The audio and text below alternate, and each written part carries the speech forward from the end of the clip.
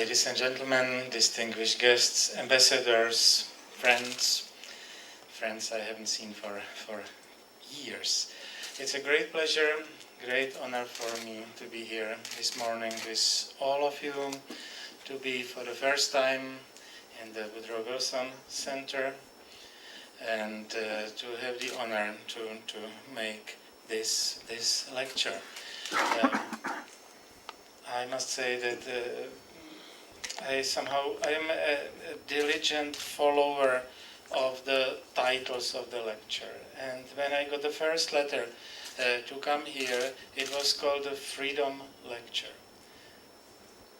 Then I discovered other connotations, so I accepted the term freedom as the starting point, but it seems to me that in Woodrow Wilson Institute there could be other topics to address from my position to speak about Woodrow Wilson and his important role in the First World War arrangements in the world, especially in helping us to create an independent country after 3 centuries of Austro-Hungarian Empire. Nevertheless, I accepted the topic freedom, and I think it's not possible just to celebrate freedom. It's necessary to be afraid of all initiative, ambitions, and activities endangering freedom, especially these days. Therefore, the title of my talk today is Freedom and Its Enemies as Seen from Central Europe. At least this is my ambition, to say a few words about that. I agree with one of my gurus, with Friedrich von Hayek, that freedom cannot endure unless every generation restates and re-emphasizes its value. It's probably true, but it seems to me that it's necessary to extend this argument slightly by saying that these days such a restatement should be done also by those who had lived for decades in a non-free communist world. The reason for it is for me clear and straightforward. We were paradoxically, in many respects, enriched by our life in such a regime, and due to it, there is one important difference. We don't take freedom for granted. We are sensitive to all kinds of creeping, for other people almost invisible changes, which signal to us the future possibility of the weakening and the potential loss of freedom in the nominally free, because not totalitarian, world. I disagree with those who minimize or explicitly deny our comparative advantage in this respect, who assume even now that we should still be only taught what freedom really means and shouldn't try to give warnings to those who were privileged not to live in a non-free society. On the one hand, we were impoverished by our life in the communist society. We may be biased. We may underestimate some important things, but on the other, we have a unique experience which should not be forgotten. I was glad to hear that Michael Novak was the first speaker in this series, and I agree with him. Now I quote that looking ahead to the 21st century, the problem that worries me most is the fragility of free societies. I see many symptoms of freedom weakening attitudes, initiatives and activities, and I'm convinced that they should be taken seriously. So what follows is a brief summary of my position on those issues. After decades spent in a collectivistic society, people like me believe more than those who were privileged not to go through this experience in the primacy of the individual, and are therefore frustrated by a growing pressure to place individual rights and responsibilities below and behind group rights and entitlements. I know that this is considered these days in the West, and some in this city as well, to be modern, progressive, and politically correct, even if it undoubtedly directly endangers both the individual freedom and human liberty. Together with Michael Novak, I believe in the centrality of freedom and of human liberty and of democracy. And I'm afraid when this is being denied or overlooked. It has many forms. For example, the proponents of third ways. I don't quote a typical American proponent, but let's speak about Anthony Giddens. He's, for me, the guru of that moment. The proponents fight now for example, the democratization of democracy. This is a slogan which is, for me, a radically different concept and project than freedom. I think we don't need redefinition or reinterpretation of basic terms of classical liberalism, because the original, which means uninnovated ideas of freedom, liberty, democracy, and capitalism are powerful and sufficiently robust. However, they must be continuously exposed, explained, and defended. Otherwise, they become forgotten or stolen or filled with different meaning. As I said, I believe in the classical understanding of freedom, and am not in favor of unnecessary and often contradictory innovations. For example, I don't see the now fashionable ideology of human rights, not to speak about activist and radical human rightism, to be a neutral and innocent concept. I see in it an alternative, purposefully rather fuzzy ideology, political doctrine. The same is true about markets. We believe in free markets, not in the dreams about the convergence of economic systems, nor in the corporate social responsibility doctrine, another fashionable point, a fashionable argument these days. Because this doctrine represents for me another attempt to control, regulate, and mastermind markets. The danger connected with this is, I'm afraid, not understood by the governments, by the trade unions, by various NGOs, nor by leading representatives of business, of corporations. Which is not surprising, because Milton Friedman correctly stated several decades ago that they are pro-business, not pro-market. Again, for me, a crucial difference.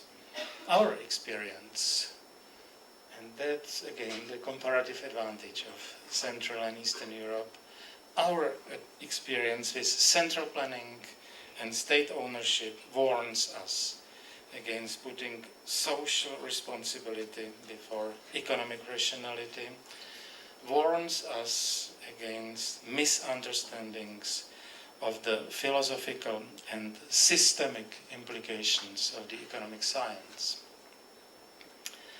As I said, we believe in the primacy of human beings. Now I'm afraid a little bit, because we entered this huge building from one corner, and the label there was Environment Agency or something like that. So should I skip this paragraph? Or not? I don't know. I wanted to say that nevertheless, yeah, at another corner of the building now, I hope. I wanted to say that I believe in the primacy of human beings, not in slogans like heirs first, nor in the seductive doctrine of sustainable development, which is a misleading concept for me. It puts ahead neither nature nor the quality of environment, but immodest constructivist ambitions of those who want to gain control of all of us. They use nature and environment as their hostages, which sometimes becomes successful because we all of us, place nature and environment very high on our list of priorities. Another topic is discrimination. We are against all kinds of discrimination, I suppose, and especially we, because we know personally what discrimination is. But we cannot accept the currently popular principle of non-discrimination. Again, it's a different point. It reminds me of an almost Jacobinian principle of absolute equality, which is, as history teaches us, an opposite to freedom. We consider the people to be natural equals and consistently distinguish formal equality of opportunity from substantive equality of results. For a long time, living in the communist era, we were dreaming about life in the first world, in the world of equal opportunities. But we had to live in the second. And we know as well that it established an enormous degree of inequality in our societies. This substantive equality concept is in many circles these days heralded as a new era of social progressiveness, and is connected with the premise that government is ultimately a benevolent force obliged to guarantee equal outcomes by redistributing benefits and privileges between individuals and groups. We know from our experience that it doesn't work that way. We all undoubtedly see the importance of morality for the functioning of human society. But we are against the rhetoric of moral righteousness on the side of public intellectuals, on the side of, I like very much the terminology of Thomas Sowell, of the anointed, of the Olympians, as it was called by R.H. Borg recently, because we feel in it a strong authoritarian temper of those who want to impose their values on others. They pretend to know better than the rest of us does what we need and what we want, and what is good for us. They want to protect us from ourselves. Now again, I saw in your office the book about the optimum diet of Americans.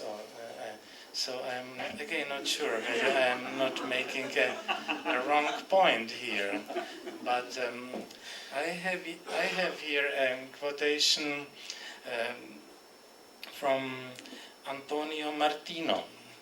you had a chance to see his face recently on the front pages of the newspapers, because he's now the Minister of Defense of Italy, and he was on the front pages together with the tragedy which happened to the Italian soldiers in Iraq.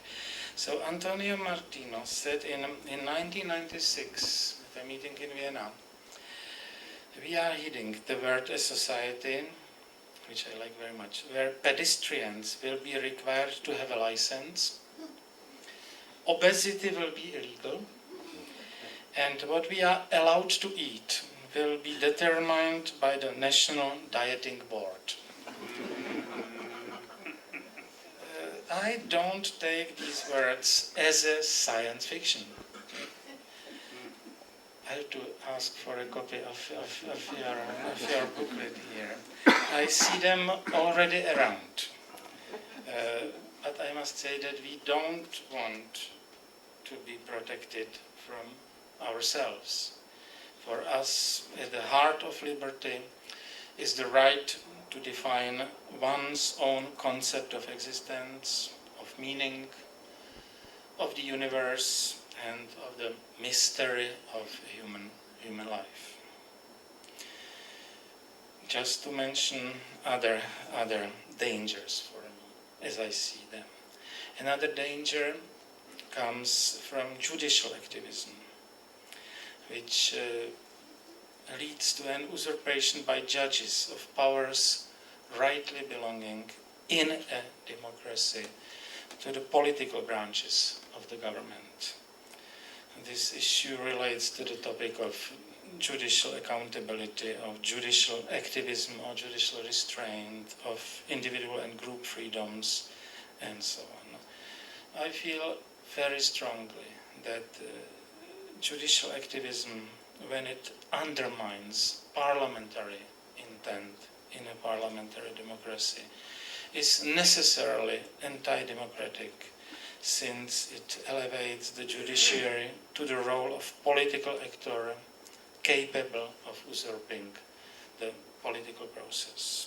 And I'm afraid that it signifies a deeply troubling democratic gap.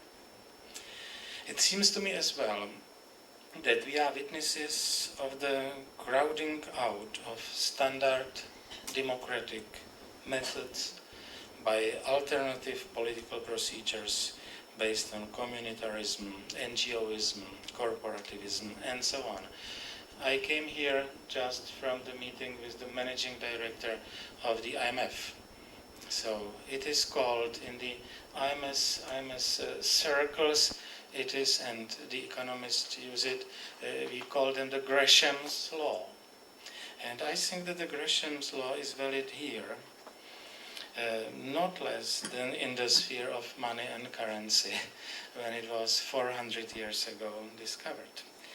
I'm afraid that the alternative procedures, alternatives to the standard democratic methods, that the alternative procedures are worse than the original ones. The Gresham's law. Because of that, the political power moves into the hands of rent-seeking coalitions, of various pressure groups, and of vested interests in institutions. It creates something what I like very much, the term, not the result. It creates a new feudalization of society. This is a term which was used in the 1970s by German ex-chancellor Ludwig Erhard. And the idea of re-feudalization of society is for me an important hint, important suggestion to think about it in this way. I would mention another dimension of freedom weakening activities.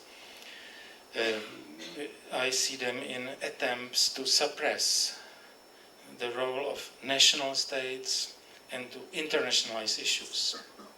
Another topic which leads to the undermining of the standard democratic accountability which exists in nation states or national states.